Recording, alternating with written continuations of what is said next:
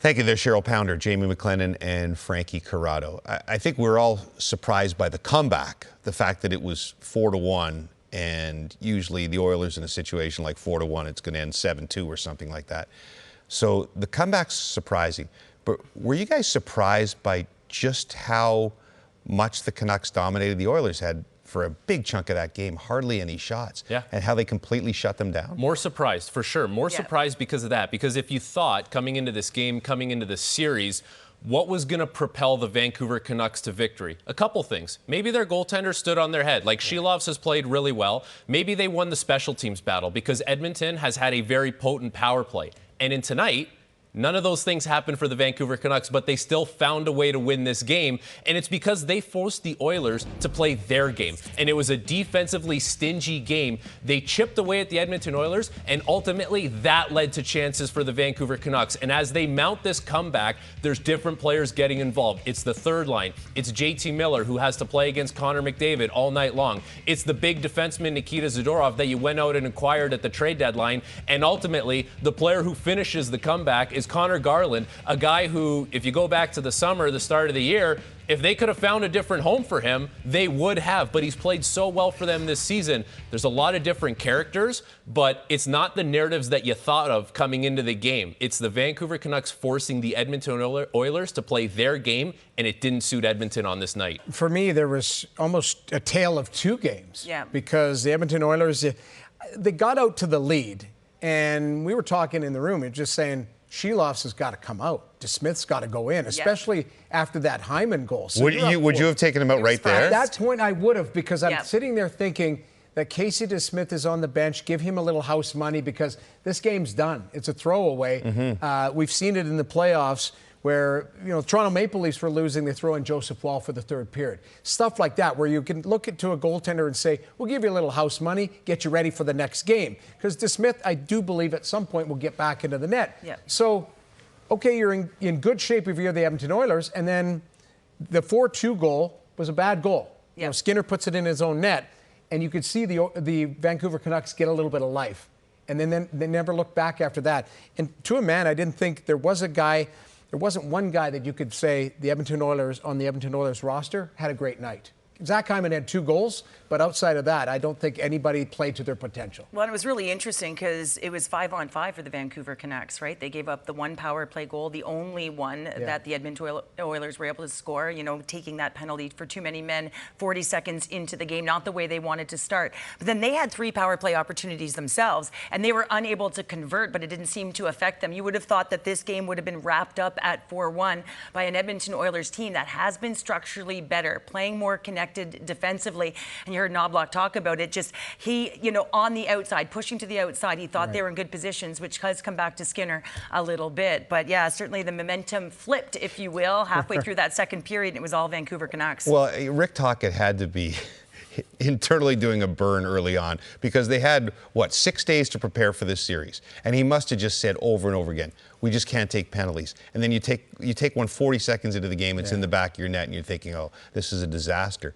But if you were to tell them the Canucks, they're going to go 0 for 3 on the power play.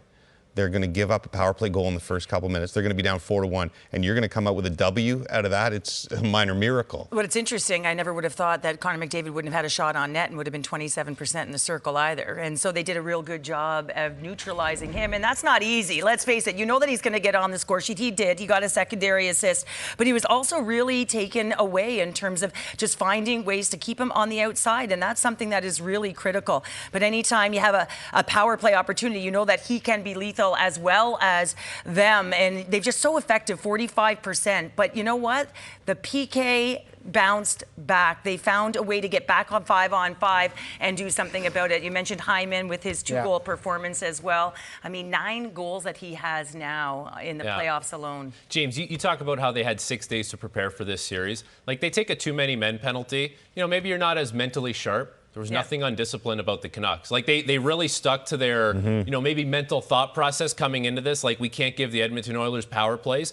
And then on the flip side, they still played physical. Like they still played McDavid hard. Like, Draisaitl had to leave the game. We don't know exactly what made him leave the game. Like Knobloch says, maybe it's cramping, equipment issues, whatever. But they played those guys hard and they didn't cross the line. And I think that would be very encouraging. And, you talk about where this game maybe flips for the Canucks. Draisaitl leaves the game halfway through the second period, and he's a big puck possession guy. All of a sudden, when he's not on the ice, the puck is available for the Canucks more, and I thought the Canucks did a really good job of possessing it, and ultimately that led to their game at 5-on-5. If you look at Sport Logic stats, the Edmonton Oilers had one high danger chance. Yeah. They got 4 goals. Yes, the goals. I didn't love the 4th goal against on Sheeloff. It goes through the body. Just some greasy, kind of ugly goals tonight, both sides. But ultimately, that's the worst the Edmonton Oilers have played in the playoffs here.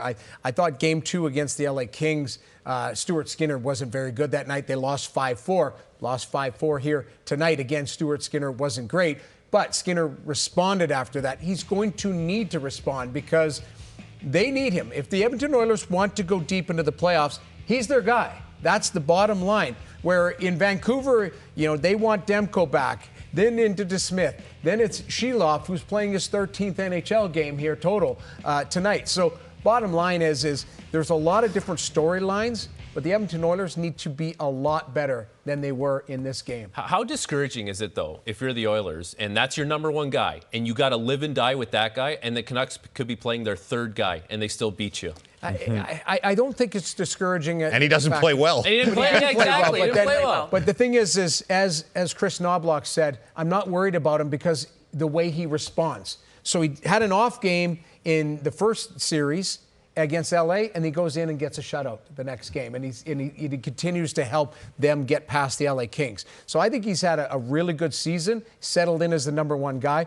Didn't have his A game. No. Needs a response. Yeah, he does need a response. And if you do look at some of those goals, a lot of them are coming from the outside, right? Yeah. As a defender, you want to push outside the dots. And if you push Garland outside the dot, that puck should not go in. Even when the puck is up at the point, there was a lot of screens, but I thought it was a bit of sagging coverage. Knobloch talked about that, finding ways to hold that blue line a little bit better and stay a little more connected. So you can expect, hopefully, for the Edmonton Oilers to see that in Game 2. The Oilers all downplayed the Draisaitl injury after the game, but it's something to watch going forward because that guy does not leave a game very easily. You got to watch. You know what it looked like when he came back into the game? Like his shoulders were a little hunched up. He didn't have that. Wasn't the same. He's not the most explosive guy, but he is still he'll use his body a lot. It seemed like he was shying away from it more. Well, he didn't want to get involved physically. And you mentioned Vancouver was leaning on them physically. We'll see what happens Game 2. He's going to play, but we'll see how effective he can be if there is something, a rib or a back or something that he's laboring with, because he certainly looked to labor to finish that game. McDavid said he thought the Oilers game was fine, but it hasn't been fine against the Canucks all season long. They lost every game in the regular season, and now the first one in dramatic fashion of round 2 of the playoffs.